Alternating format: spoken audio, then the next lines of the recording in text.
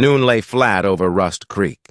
Heat pressed the platform boards until they sighed. Lydia Cross stood by the chalked line, gloves neat, carpetbag close. Dust rose and settled like breath. Inside her right glove, a ring cut a crescent into her palm. She did not look at it. She listened for the train. A schedule clicked against its nail. Far off, a whistle pulled a thread through the light. Men shifted hats. A woman hushed a baby. Lydia kept her eyes on the track's vanishing point. The noon train shouldered into view and slowed. Steam curled at heel height. "Rust Creek," the conductor called. Lydia stepped up, ticket ready. Leather seats. Brass rails. Cold grit in the air. She chose the aisle, set her bag on her shoes. 2 rows back, a man in a plain coat sat with his brim low. A faded square marked where a badge had once lived. A pale scar nicked his cheek. He held a creased notice and a pocket Bible, one in each hand as if weighing them. The notice named a wedding band, maker's mark, a wheat sheaf inside a circle. His gaze slid to the ribbon at Lydia's throat and rested there. The car took on its rolling hush. Lydia counted mileposts. She sipped water. In the glove, the heat made the ring mean. A jolt ran the length of the cars. They coasted to the water tower siding. When the engine stopped, the heat climbed over everyone. A ranch family waited on the platform with a boy. While the conductor took on water, the boy leaned to touch the coupling. The line shifted. Iron answered iron. The coupling bit his hand. Lydia was in the aisle before the scream finished. "Room," she said, steady. She took the boy's wrist and lifted to see. Fingers crushed, purple blooming. The mother's breath hitched. Lydia tore a strip from her hem and wound it tight above the wound. Blood slowed. She poured from a canteen. Someone pressed into her hand and rinsed grit. "Count with me," she told the boy. They made it to 12. The mother thanked God in short, broken words. The canteen had come from the plain-coated man. He did not speak until the boy was breathing evenly. "Ma'am," he said, voice low and careful. He kept his eyes on the child. Only when the mother had him secure did he glance at Lydia. He saw the ribbon again.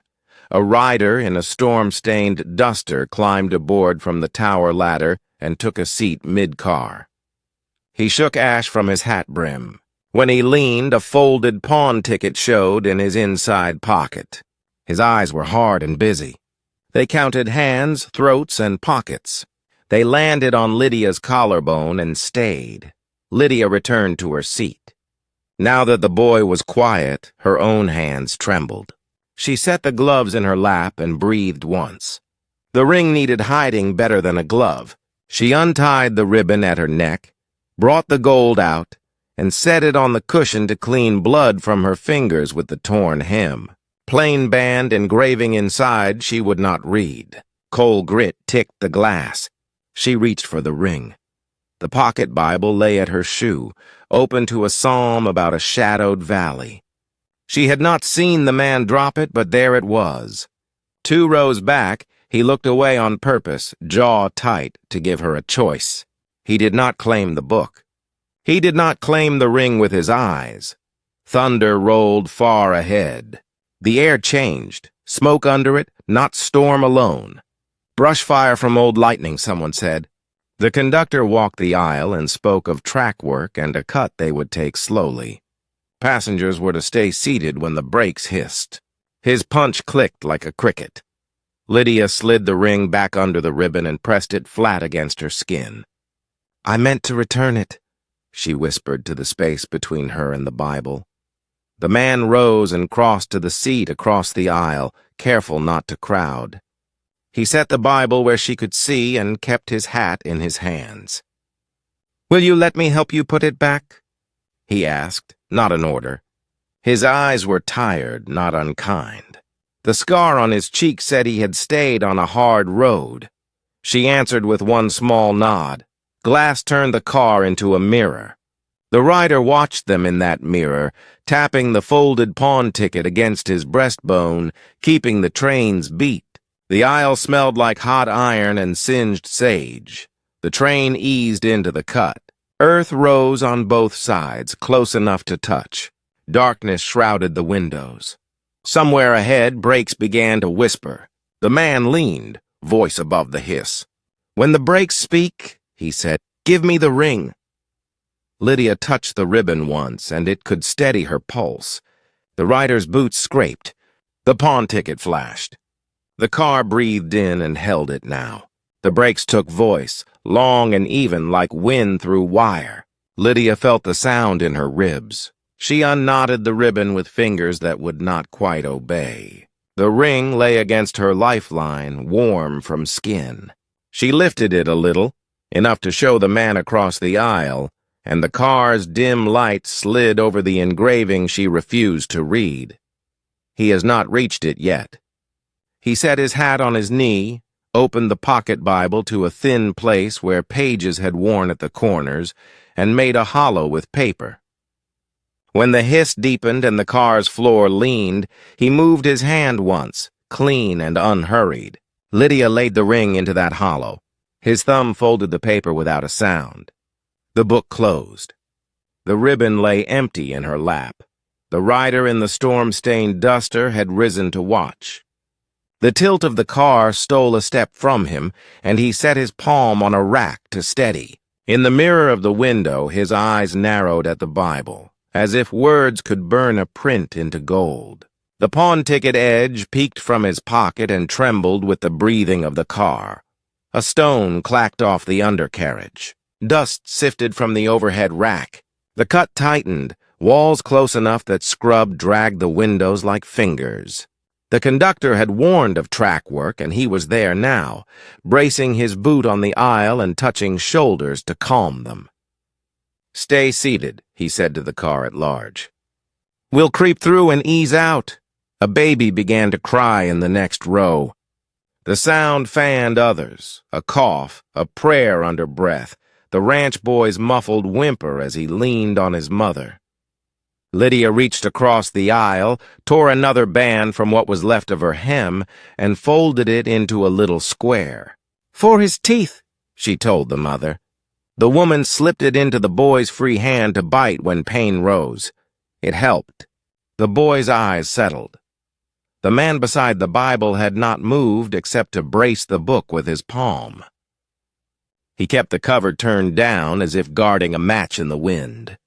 His coat hung open, and Lydia saw at his breast pocket a faint square where something official had once rested and lived. There was no badge now.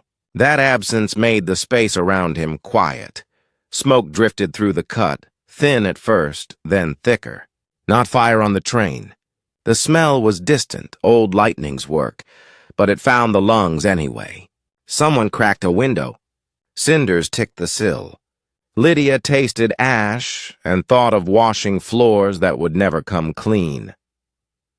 The rider slid along the aisle as the train leveled. Dust had filmed his lashes, but anger kept them bright. He paused at a brass notice tacked above the seats, the kind that spoke of fares and fines. His fingers tapped that folded pawn ticket against the metal plate, 3 taps that found the steady speed. Then he moved again toward the conductor. Lydia kept her eyes on the Bible. The ribbon lay in her lap, limp as a spent nerve. She looped it once around her thumb and felt the emptiness there. A space can bruise too, she learned. The man shifted at last. He did not pocket the Bible. He slid it beneath his thigh, a plain motion, not secretive, and stood to look toward the rear where the baggage car waited beyond a door and a small platform. "Air's better there," he said for the mother and child, and to Lydia as if by accident. "Less smoke." His voice had a grain to it, worn by use but not by drink. He spoke like a man who had once given instructions for living and watched to see if they took. The mother nodded in gratitude. The car began to move again at an honest speed. Lydia rose with the boy's bundle and the woman's cracked tin cup. She let the man lead, not because of orders, but because he made space before he needed any. He opened the door to the little platform between cars and waited for the swing of it, then held the rail while the mother passed. Heat lifted from the couplers, but the air had more clean to it, and the smoke fell away like a bad notion.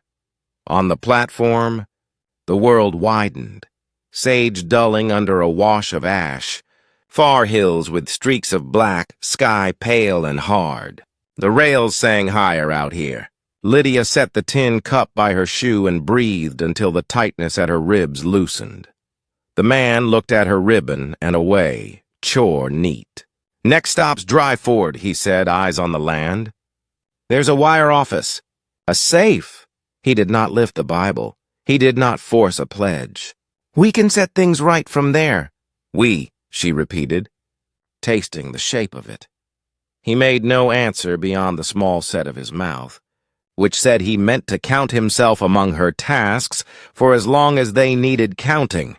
The ranch boy's mother began to hum, a tune with a long spine, the kind that carries a child across the rough part of pain. Lydia listened and let the sound lay a plank under her feet. Behind the glass, the rider spoke with the conductor. He unfolded the pawn ticket with care. The conductor leaned in. The brass of his punch flashed like a fin. The rider pointed toward the door where they stood. He did not have to lift his voice for Lydia to know he was naming someone. He placed the flat of his hand on his chest, where the ticket lay after, as if swearing on it. The man on the platform saw the look pass between the two. He adjusted his coat, not to hide anything, but the way a craftsman settles his tool belt before a climb. He reached into his pocket and drew out a match safe, nickel rubbed smooth. He set it on the rail. "For later," he said, "in case we need a little flame to see by." A small object, but the kind you remember when the dark comes.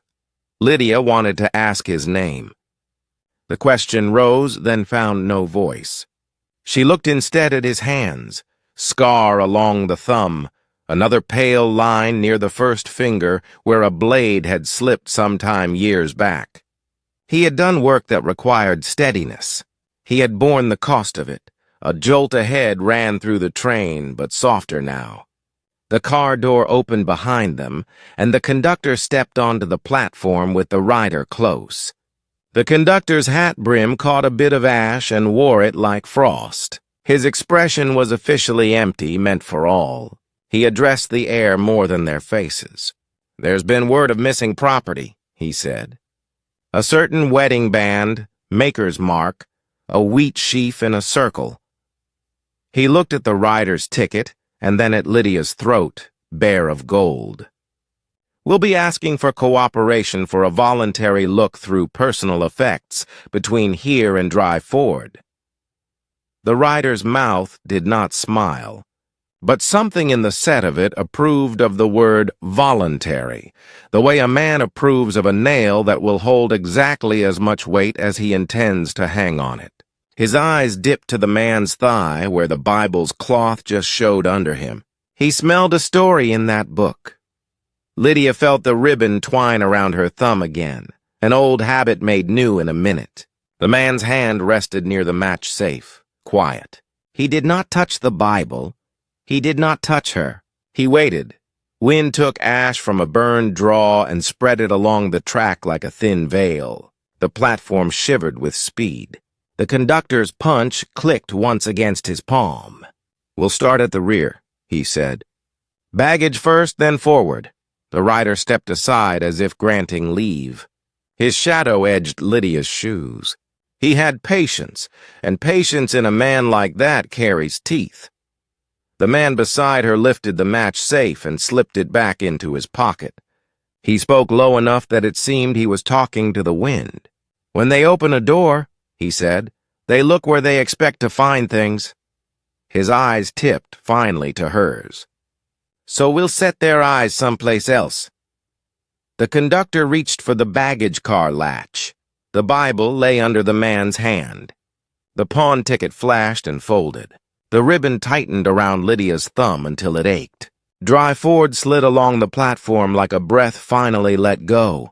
The bell tapped twice. The train settled. "Easy," the man said. He touched ground first, turned, and took the ranch boy from his mother as if the weight were a vow. Lydia followed with the bundle and her carpet bag. The rider in the storm-stained duster stepped off ahead and drifted toward the telegraph door. Shade gave them mercy. A pump stood by the freight scale, its handle cool. The mother worked it one-handed until the water ran bright. The man eased the boy's crushed fingers into the stream. Lydia soaked the last clean corner of her torn hem and wiped soot from the child's face. "Count," she said. "We'll wash to 20. They made it to 18 before his jaw loosened. 2 elders kept a bench under a freight received sign. They watched, private. One offered a paper twist of salt. "For the swellin'." "Thank you," Lydia said. The man gave the elders a small nod, the salute of one hand worker to another. Inside the wire office, the clerk's pen scratched. The rider slid a folded pawn ticket across the sill and spoke low. From the doorway, his look weighed the distance to Lydia's throat, then to the book pressed under the plain coat. Bread would settle the boy.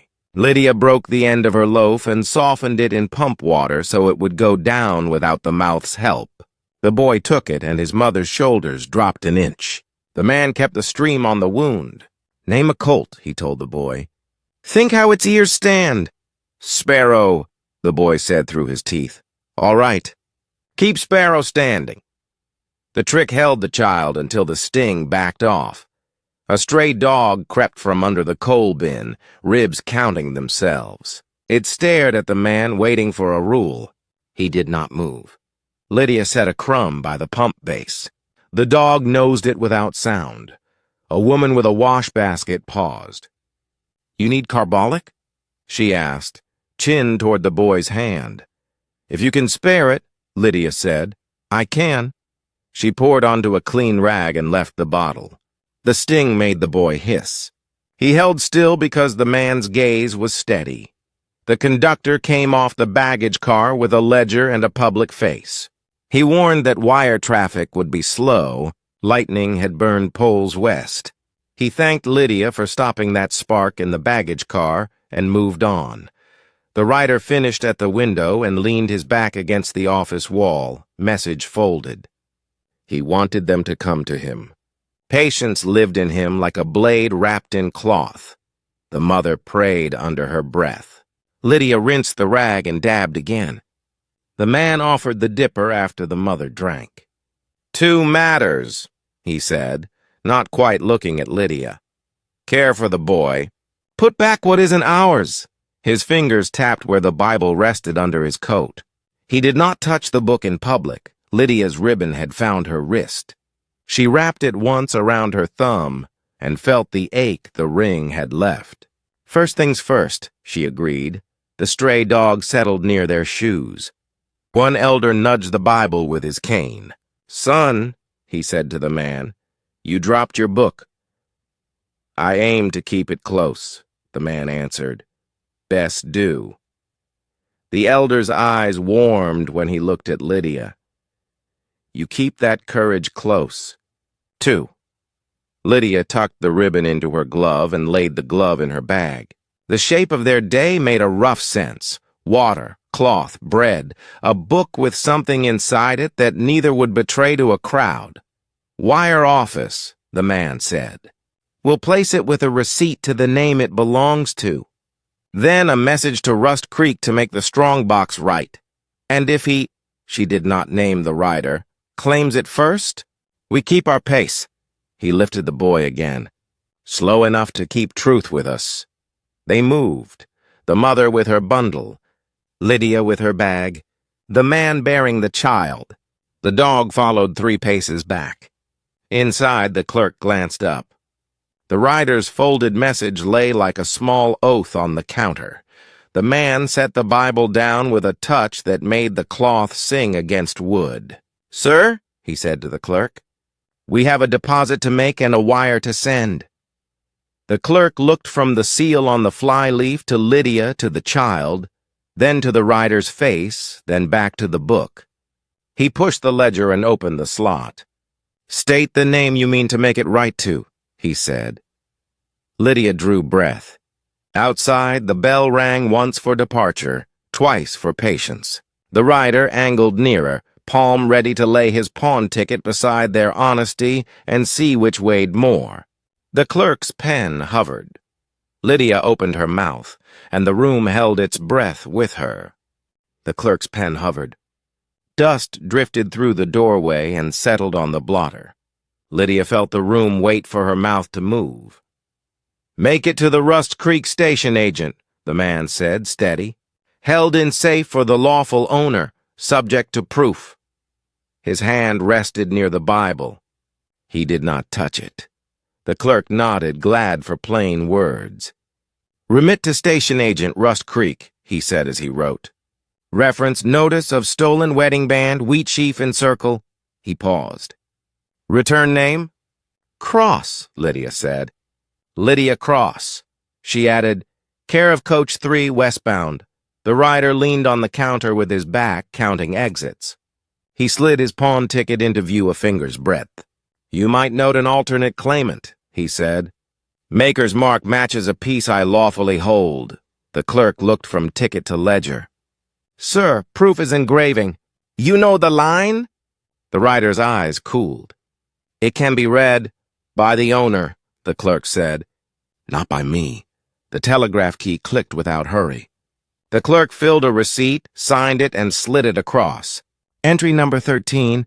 I'll stow the item sealed." "Your wire?" The man drew a breath. "To Rust Creek Station."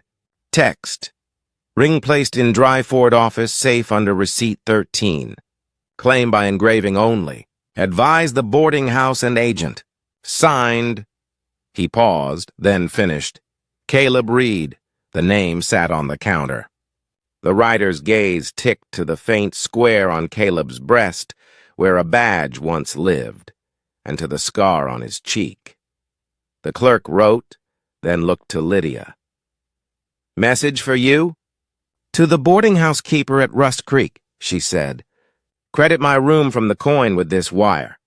Tell them the ring was not spent and is in the Dryford safe, receipt 13.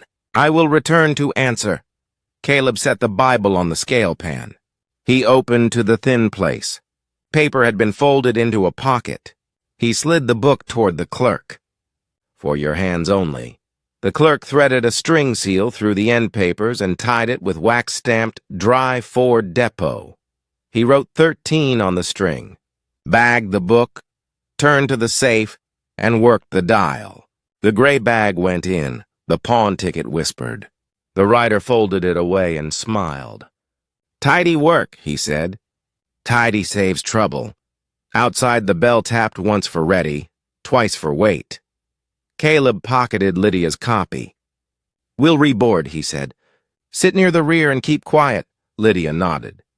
The ribbon in her glove reminded her that emptiness could be honest.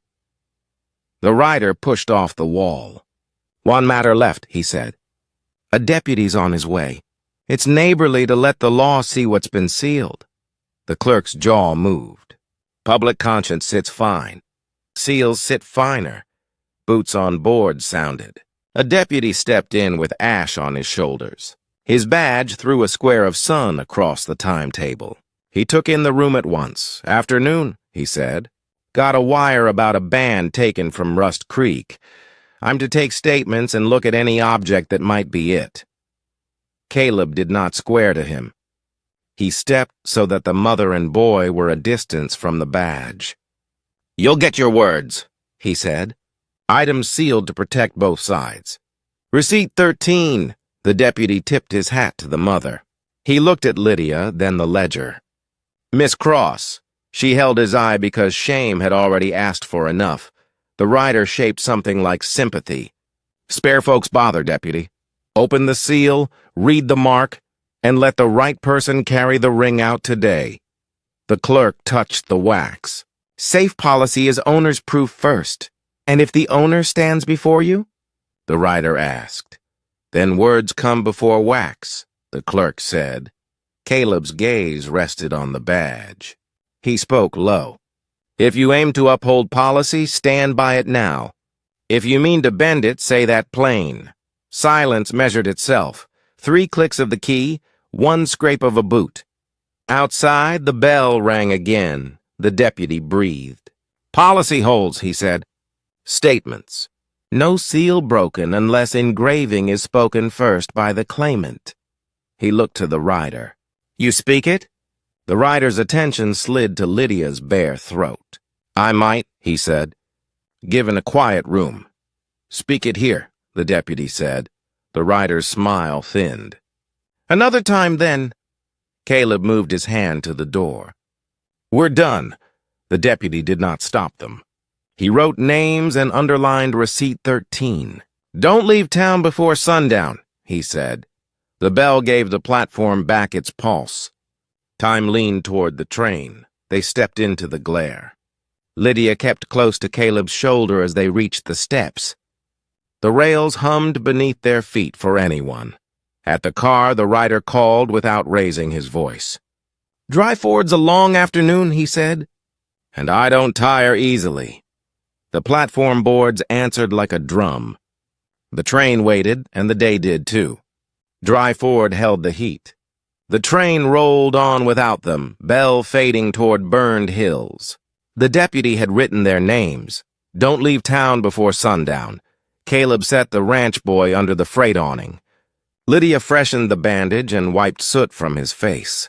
The stray dog watched from 3 paces, ribs counting. Across the street, the rider leaned in a doorway and let patience do his talking. He paid a freighter, then a brakeman for attention. He pointed at the telegraph and at the safe. Shade, Caleb said. He nodded to the livery, a shed with swallows on the beams. The liveryman, reading the shadow where a badge used to live, waved them in. You keep decent company, he told Lydia. That'll do as rent. They laid burlap. Lydia boiled a strip of cloth and stitched her torn hem. Simple, neat. The unopened letter stayed in her bag. Caleb pumped water. When he bared his forearm, white blade slips showed at the thumb web, scars that teach a man to slow his hands. He checked the boy's fingers. Color's coming back. That's the road we want, a gelding tossed. Caleb soothed it. Its owner, a blacksmith with soot to his elbows, watched. You shoe your own? When I had to, Caleb said. The smith glanced at the square on Caleb's breast and let it pass. If the town asks, I saw a man working, not wandering. Obliged. The dog crept closer. Lydia set bread and pumped water. It ate only when she looked away, then lay with its nose on its paws. The telegraph clicked. The clerk brought a pinned strip to the deputy. A pawnbroker from Gable's Crossing claimed the wheat sheaf mark and was riding in with a statement proper. The deputy lifted 2 fingers in a you-heard gesture. Timers lit. Caleb said. Lydia rinsed the strip and tied it smoothly.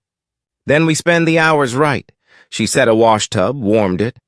The mother washed the boy's hair and sang of sparrows. Lydia dried his neck with a towel bearing a stitched L. Caleb, fixed the split on Lydia's carpetbag handle with livery wire and a half hitch. Hold for now. He weighed his match safe, put it back, and looked toward the depot. The rider had gained a friend, a narrow man in a city vest with a book of blank affidavits. The deputy stood in the livery door. At sundown, we open the ledger. Claims heard in order. Safe stays sealed. If no one speaks the engraving, it holds till morning. You'll both be present. Both? Lydia asked. His eyes touched her glove where the ribbon hid. Yes, ma'am, Caleb said. We'll be there. A breeze pushed smoke under the eaves. Lydia showed the boy a sailor's knot. For Sparrow's bridle, she said. He made the loop on the 3rd try.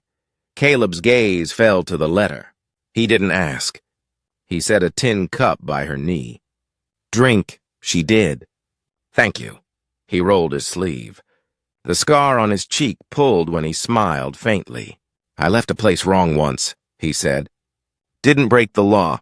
Broke a promise. He didn't make himself a story. He checked pulse, counted breaths, and listened for fever. Clouds stacked. Heat dropped. The telegraph chattered faster. "Gable's man 3 miles out," the clerk called. "With 2 witnesses and a seal." The rider smoothed his duster and palmed the pawn ticket. He told the scrivener something.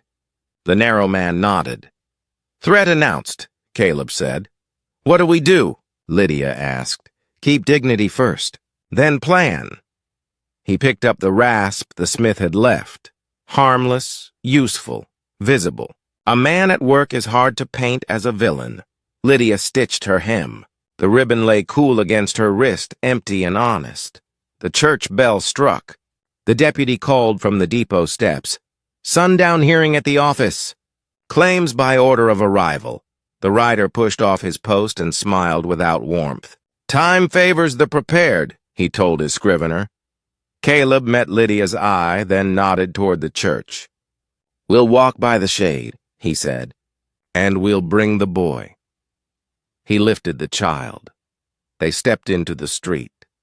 Dryford's afternoon began to count down. On the church fence, a notice snapped. Train delayed west due to fire damage, lodging short. The minister's wife met them with a basin and salve. "Rest here," she said.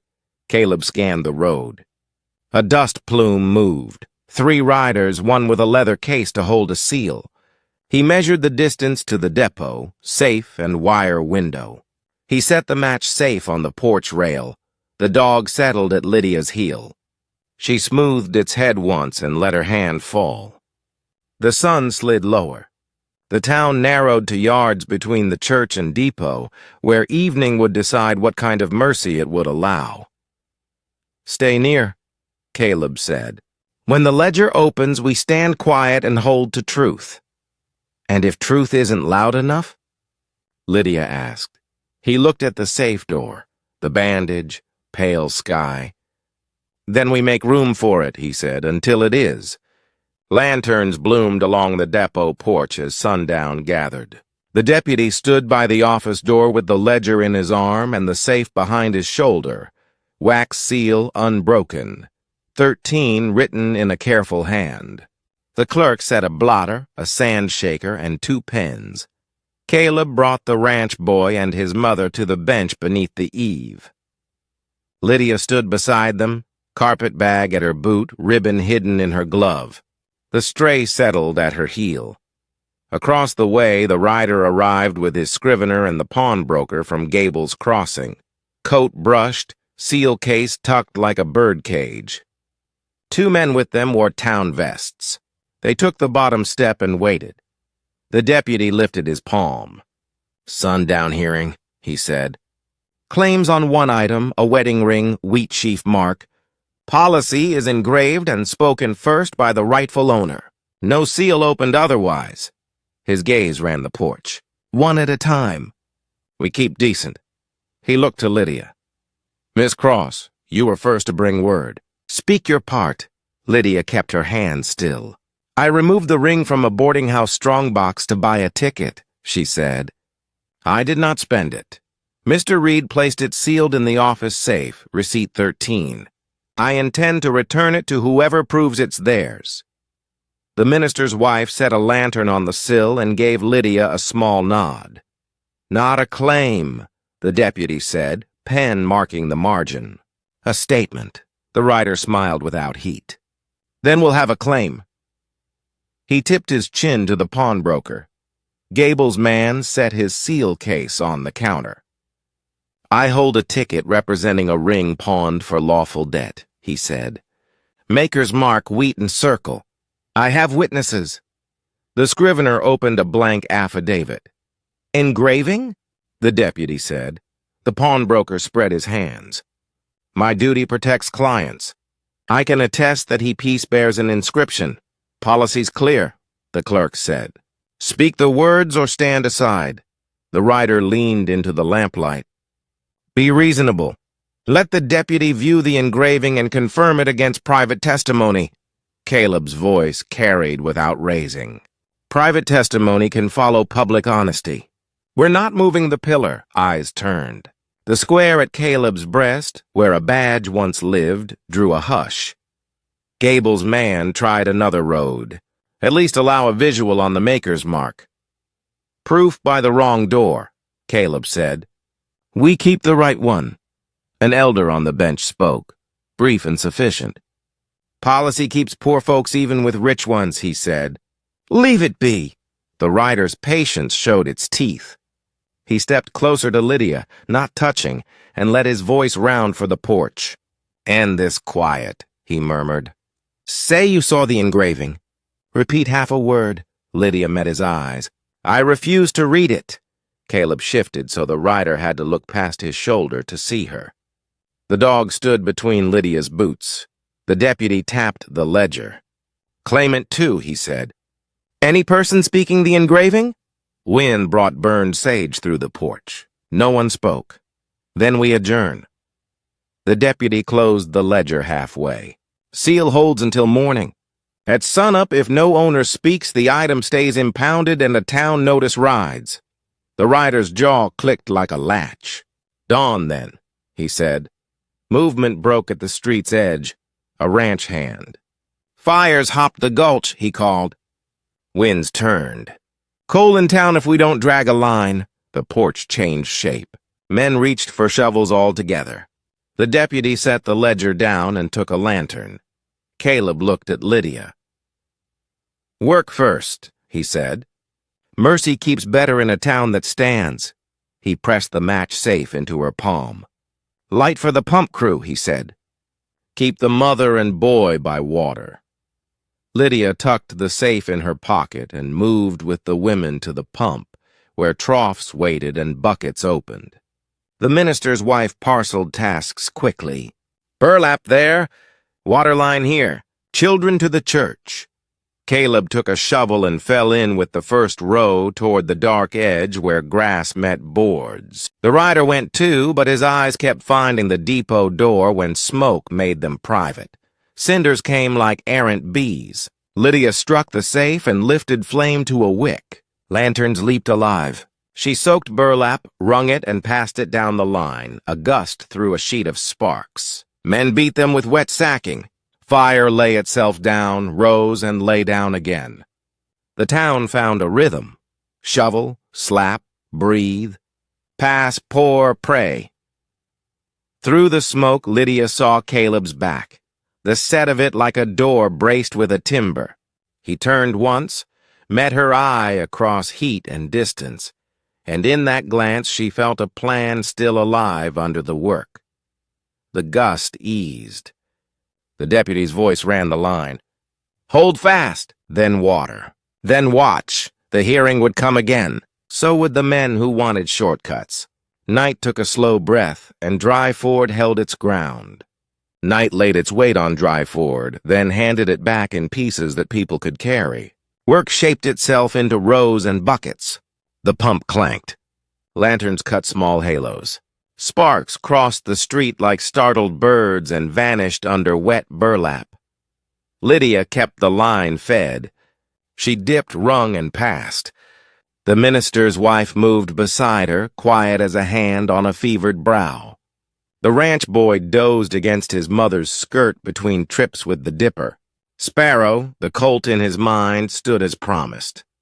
The stray dog held the porch, head up, eyes counting who came and who returned. Caleb worked where the heat rimmed the dark. He shoveled a bite wide, stomped it flat, and moved his weight forward as if shouldering a gate against wind. The rider swung a wet sack with steady arms and little heart. He watched the depot between beats, a man splitting his attention and trusting smoke to hide the sin. The deputy's voice moved like a traveling bell. "Hold, breathe, pass." The clerk kept the ledger and sand inside the door and fetched water when the line thinned. The safe sat behind him with its wax hole and the string marked 13. The seal took light and gave none back. Hours stretched. The town learned its new muscle. A boy too young for the line stood by Lydia and learned her knot the right way round. He tied burlap to a pole and kept his hands from the nearest ember. An elder muttered a psalm until the tune walked on its own and the words could rest. Lydia hummed when breath dulled and felt the hum return through the bucket handle. Caleb glanced once and saw her mouth shape the line about mercy that follows surely. He did not move toward it. He held the boundary and let the sound cross to him without claiming it. He remembered the pocket Bible sealed behind the deputy's shoulder and felt both the ache and the rightness of distance. Wind turned gentle near midnight. Smoke lifted like a spent thought. The line faltered, then firmed as men and women understood the trick of not relaxing too soon. Caleb walked the edge with the deputy and the blacksmith. He scuffed ash, put his palm low, and measured heat. "It's going to sleep," he said. "We do not." They set watches by lantern pools. The rider offered to spell a man and chose the post opposite the office window. He kept the pawn ticket pressed against his ribs as if warmth could make it true. His scrivener slept on folded papers, mouth open, dreams untroubled by policy. In the churchyard, the minister's wife brewed coffee black as fence tar. Lydia passed tin cups and counted who took sugar by habit and who did not. She poured for Caleb last. He accepted it with a nod that held thanks and the knowledge that words would only spend air better used for breathing.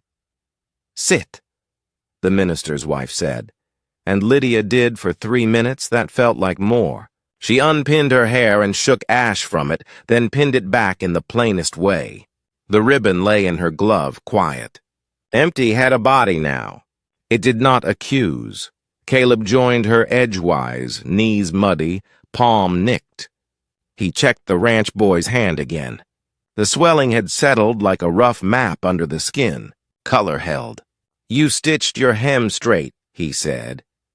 "Practice," Lydia said. He lifted her carpetbag handle, tested the wire repair, and gave it a half-turn. Better. They went back to their places. The stray dog rose and followed Lydia 2 steps, then returned to the porch with reluctant duty, as if it had promised the shadow to stay. Toward the second cockcrow, the rider tried the far door to the office. The clerk's cough arrived from the other side. So did the deputy's lantern. "Policy does not sleep," the deputy said. The door shut again. Quiet gathered, a quilt of small sounds, a shovel set down with care. The click of the telegraph key as nighttime wires reported weather and warnings. A child's dreaming sigh. That quiet drew closer than fire ever could.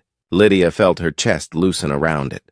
She thought of Rust Creek's platform noon light and what she had taken to buy her way through it, and found that admission and repentance could sit together without quarreling if a person held still long enough.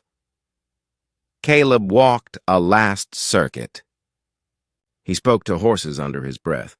He checked the coal bin that had birthed a spark before.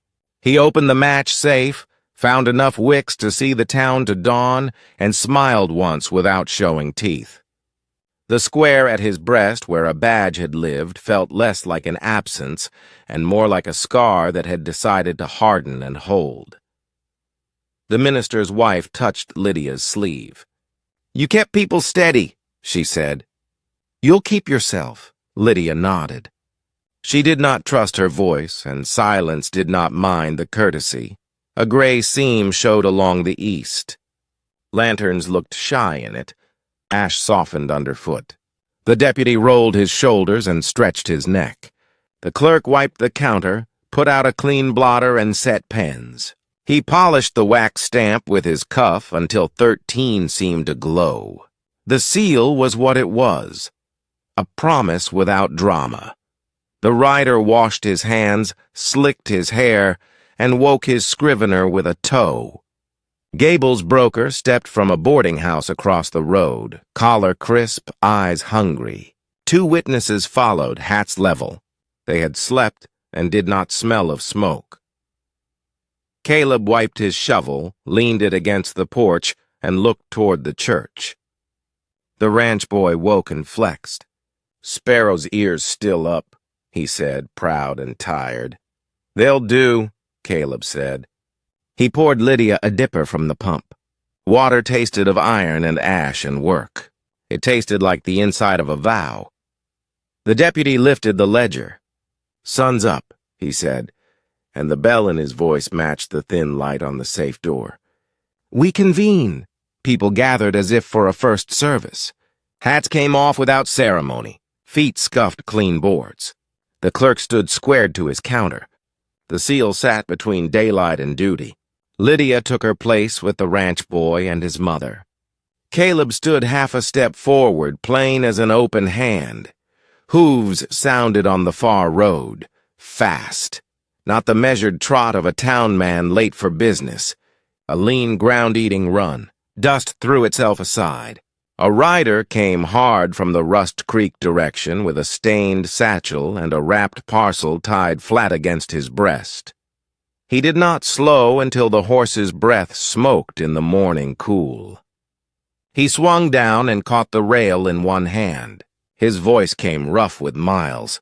"I've come for what was taken," he said. "And I'll speak the engraving before you draw breath again." A new rider's horse blew hard, foam gray with ash. His coat was travel stiff. He carried a stained satchel and a flat parcel tied against his breast. He set the parcel on the counter between the deputy and the clerk. "I've come from Rust Creek," he said. "Rode through the night when the wire hit. The ring was my wife's. I can speak the engraving." The porch went quiet. The storm duster rider shifted. "Name," the deputy said. "Matthew Hale."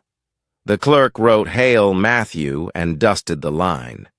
Hale untied the parcel. Inside lay folded linen, 2 photographs, and a church paper in cracked leather. He placed the photos down, then gathered them back. "Proof of life, proof of promise," he said. "But what you want are words no one sees unless they have a right." His knuckles steadied on the counter. The engraving reads, "Where you go, I will go. M." The dash and letter are part of it. "My mark," the deputy nodded. "Receipt 13. The clerk worked the safe, brought the gray bag and the pocket Bible tied with depot string. He loosened the tie and opened to the thin place Caleb had made. Paper whispered. He lifted the ring and turned it toward the light. "Read," the deputy said. "Where you go, I will go." "M," the clerk answered. He set the ring on the blotter. Lydia's fingers closed on the ribbon in her glove. Empty answered truth and did not accuse. Caleb's shoulders let down a notch. Hale waited for the nod, then lifted the band and let it rest against his thumb. "My wife is 3 years gone," he said. Her sister kept the ring in Rust Creek until grief could part with it. She worried when the strongbox was light. "I told her I'd come." "I took it," Lydia said. "I did not spend it. Mr. Reed sealed it for me." "I ask forgiveness and mean to make right what cost you?" Hale looked at her, torn hem, steadied hands, the mother and child. He covered the ring with the church paper. "Some debts come due," he said. "Some are forgiven when a person turns and walks the other way. I can tell the difference." He faced the deputy. "I'm not asking for a cell." The rider stepped in, pleasant voice, wrong eyes. "Fine tale," he said. "A wise office confirms. There's a pawn ticket, not for what was never yours," Caleb said. He hadn't moved. "You knew a stamp in a town. You did not know the words, and you didn't earn them." Gable's broker edged his ticket into the ledger's shadow. "I act for clients. You act for fees," the clerk said. "Engraving first. We're finished." He closed the Bible, retied the string, and set receipt 13 across it. The deputy spoke from the porch. "Claim recognized, Matthew Hale. Item released. Attempted fraud may be charged. Any wish to press?" Hale shook his head. "No." Relief flickered in the rider's eyes. He stepped back. His coat brushed the blotter. His hand moved as if to square it, then veered for the ring with quiet speed. The stray dog growled first. Lydia's breath caught. Caleb moved. He filled the space between hand and gold like a door in a frame. Fingers glanced off his sleeve. Momentum took them into the post. Wood held. Flesh paid. Caleb did not swing. He pulled the man free and let him find the floor with enough care to keep him honest. The rider's elbow kissed a lantern. Glass broke softly. The minister's wife smothered the flame with a wet rag. Blood opened under the old scar on Caleb's cheek. The deputy's palm rose. Enough. The rider stood, dusted his sleeve, and swallowed what he dared not say. "Take your ring," the deputy told Hale. To Lydia.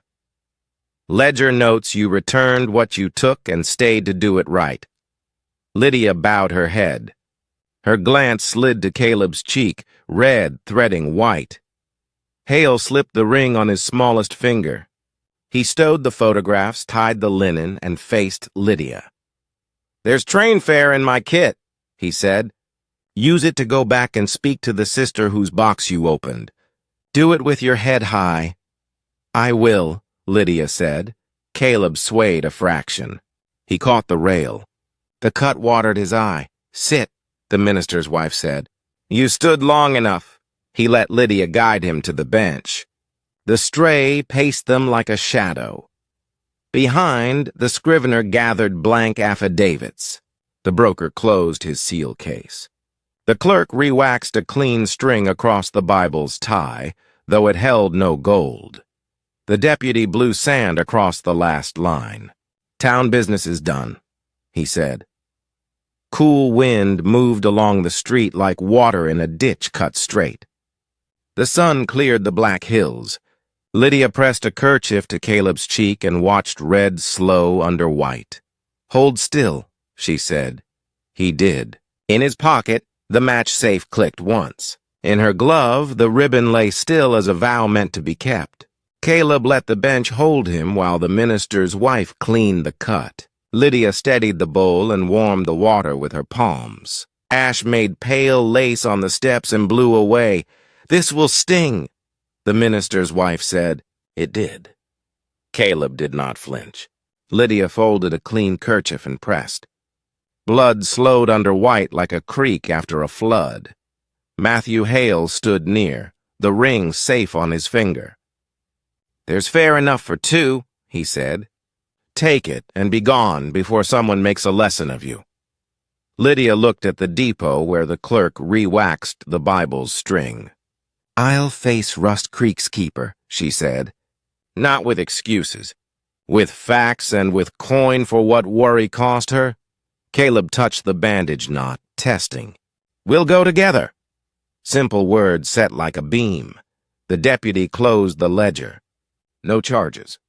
Statements filed. "Drive forward, thanks those who stood the line." He looked at Lydia and Caleb separately. "Thanks, plain." The ranch boy woke straighter. He flexed careful fingers and smiled. The stray dog lay by Caleb's boot, guarding the sore place. Work picked up the lighter kind. Men shoveled cooled ash. Women wrung burlap and spread it to dry. The blacksmith hammered nails from bent to straight. Caleb helped set the pump handle back true. He moved more slowly, steadiness passing from hand to handle like a current. Lydia borrowed a broom and swept the depot floor. She wiped soot from the counter and set the sand shaker just so. Then she took the ribbon from her glove and washed it until the water ran clear. She laid it on the sun-warmed sill. It dried into a narrow line that remembered being a loop. The minister's wife brought bread with honey scraped thin. "Eat," she said. Caleb's mouth tugged toward a smile. He ate. Lydia tasted honey and thought of vows that did not need ceremony. "Train at noon," the clerk called. "Westbound to Rust Creek if the trestle holds." Hale pressed folded bills into Lydia's palm. "I won't see you lack," he said. "Send a wire when the talk is done." "I will," she said. The deputy brought a small square folded twice. "This certifies you returned the property," he told Lydia. "It travels better than rumor." He gave Caleb a look toward the faint badge shape on his breast. You wearing one again? No, Caleb said, but I still stand when it's time. That's enough, the deputy said. The rider in the storm-stained duster watched from far shade. Anger cooled to a plan. He marked the arroyo a person might ride unseen. He would choose it. Caleb checked the mother's supplies and retied the boy's sling with a knot that would not slip. Keep it dry for 2 days, he said. Then water and work, the mother's eyes shone. You'll make a good husband to silence, she said. Heat rose to Lydia's throat. She lifted the ribbon from the sill and wound it around 2 fingers. Keep this, she said to Caleb, until Rust Creek is done. He tied the ribbon around his match safe and slid both into his pocket. And when it's done, then we decide together. They packed simply, Lydia's bag with a stitched hem and letter still unopened. Caleb's coat brushed, Hale's satchel lighter. The clerk stamped tickets. The bell tapped twice, and noon drew toward the station like a lesson repeated. Caleb offered his arm. Lydia took it. They climbed to the coach and found the same seats that had carried them in. The car smelled of quenched smoke and clean wood. The conductor punched tickets. Tracks slow through the cut, he said. But we'll make Rust Creek before evening. His eyes touched Caleb's bandage and back without asking. All aboard! Hale stood on the platform with his hat low. He raised 2 fingers in farewell. The ranch boy held up his wrapped hand and grinned. The stray dog sat under the step, ears high. The train shuddered into motion. Wheels found their talk. Lydia watched Dry Ford slide.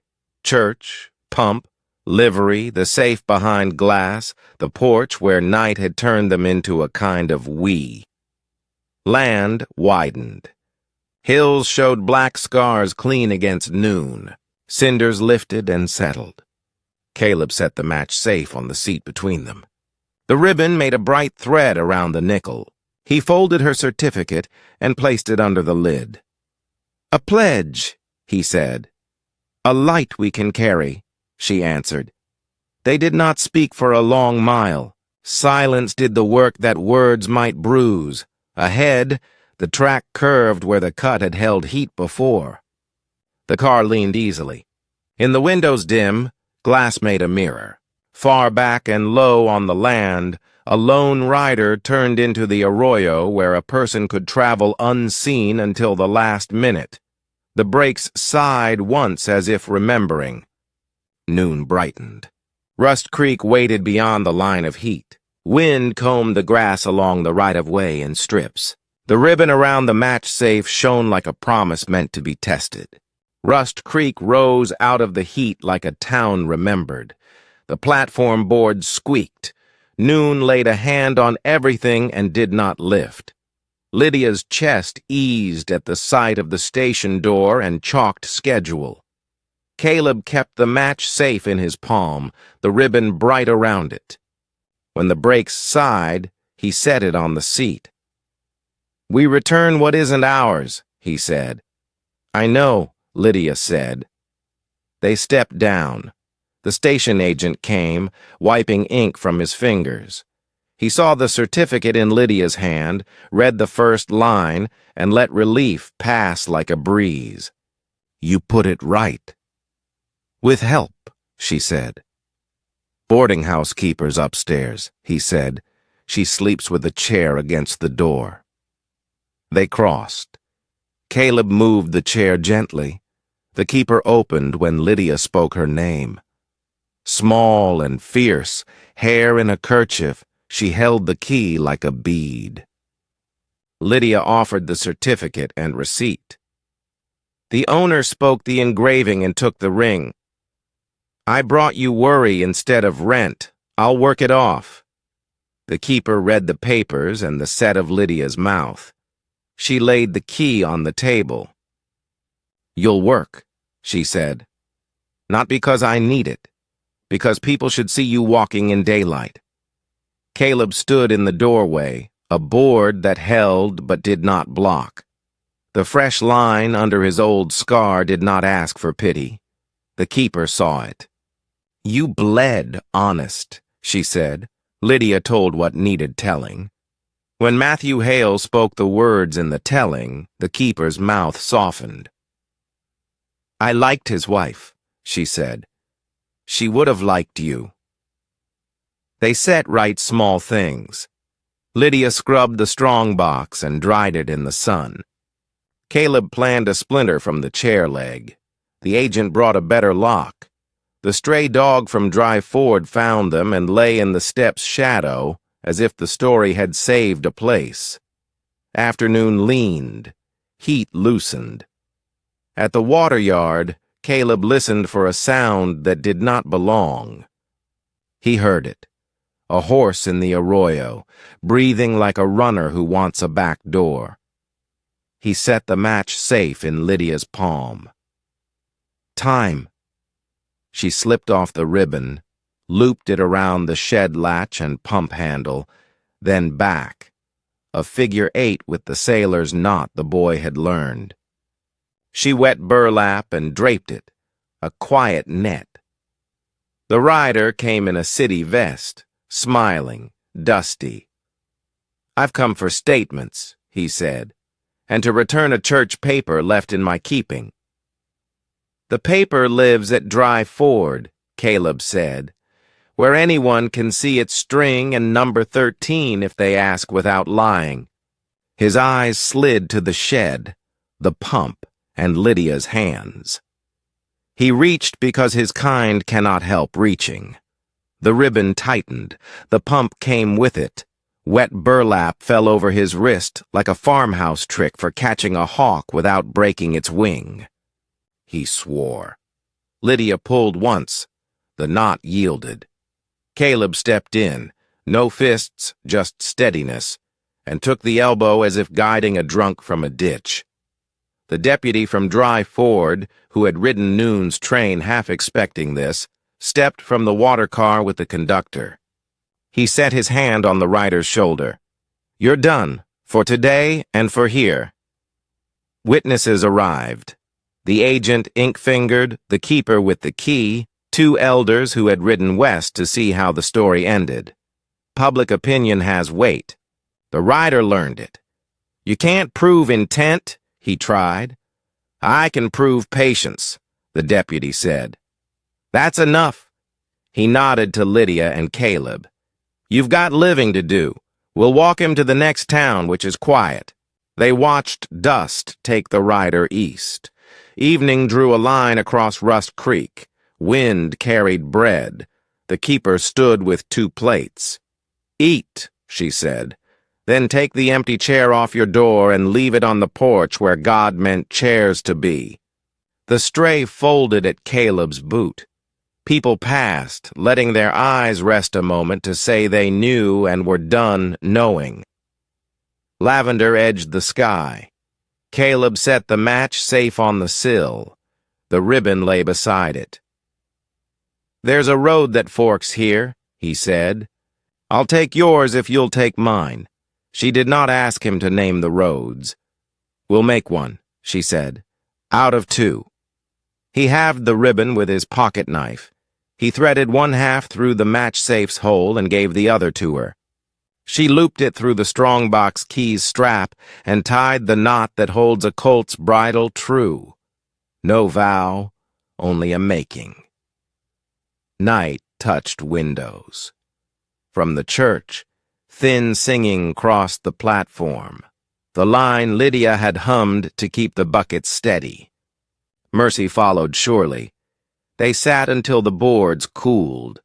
The dog dreamed and thumped its tail. Caleb took Lydia's hand the way a man takes a tool he means for good work, grateful, careful, without fuss. The town breathed in and out. Somewhere along the way, ash had become soil. If this tale moved you, tap like and subscribe. Drop a comment, mercy or justice. Which one today?